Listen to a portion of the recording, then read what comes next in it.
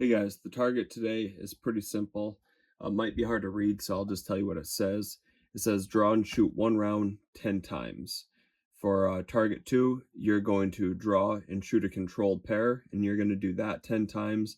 And then for circle number 3, you're going to draw and shoot a hammer pair. So the difference between a controlled pair and a hammer pair is basically for a controlled pair, the gun's going to go bang, you're going to actually hear and feel that proper reset, and then you're going to squeeze a second round off. For the hammer pair, you're not waiting for it, you're just squeezing the trigger essentially as fast as you can. But our goal when we do this is obviously to keep everything inside the circle, and this is going to be done through your Sirt gun. The reason that utilizing a laser training device is ideal for this is you can actually see what you would be hitting up here. You could get your gun out of battery and you could try this same drill with like a Glock 17 or whatever firearm you want to do it with. Obviously, it needs to be unloaded and it needs to be completely safe. However, when you squeeze the trigger, you're not going to see what you hit. So let me grab my Sirt pistol. I'm going to back up to about 4 yards this time, maybe 5 yards.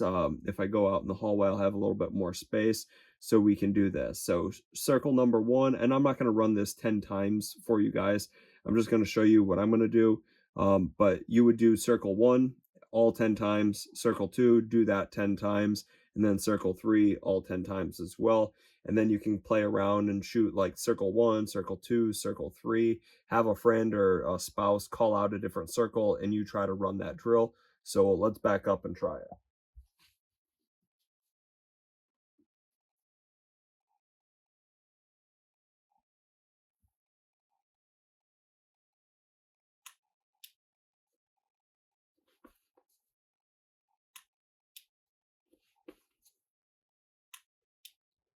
So I'm going to walk back up here so you can hear me clear. So if you guys see where I was hitting, I'm just going to use the laser so I don't have to bump my camera. So I was hitting right at the bottom of that circle here. Well, of how this gun is set up, if I'm actually aiming at the middle, I should be hitting about a ½ inch low. So I'm not disappointed of where I'm hitting right there. I'm actually very happy at where those were impacting, especially with my distance because my laser is set up for a further distance.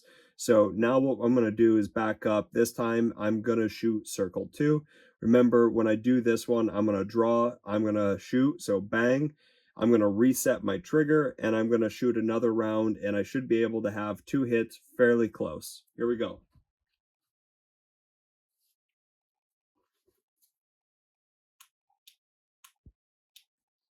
All right, that was pretty good. Let's try it again.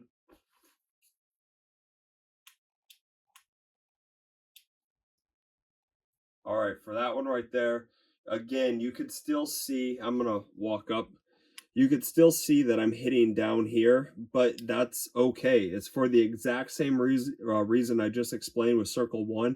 If I'm aiming right at the center of that, I should be hitting slightly lower. If you actually watch how close those impact points are, I'm not disappointed. Now for circle 3, this is different. When I'm like, I don't know, 3 feet away from my target right now, so I'm just going to squeeze my trigger. When I squeeze my trigger and if it looks like this and I'm getting slashes on it, that's not really what we want. But because we're doing a hammer pair, it should be something like that. You should be able to shoot faster and it doesn't need to hit the same spot. It just needs to hit any place within that circle. So let's back up. Again, you're going to draw, shoot as fast as you can.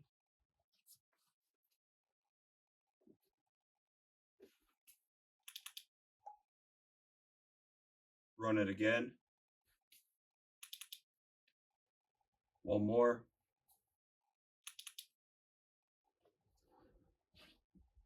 All right, so just from watching mine right there, I'm again like 3 feet away. So if I pull my trigger, my first shot was a pretty good solid dot. That second shot though had more of a slash to it.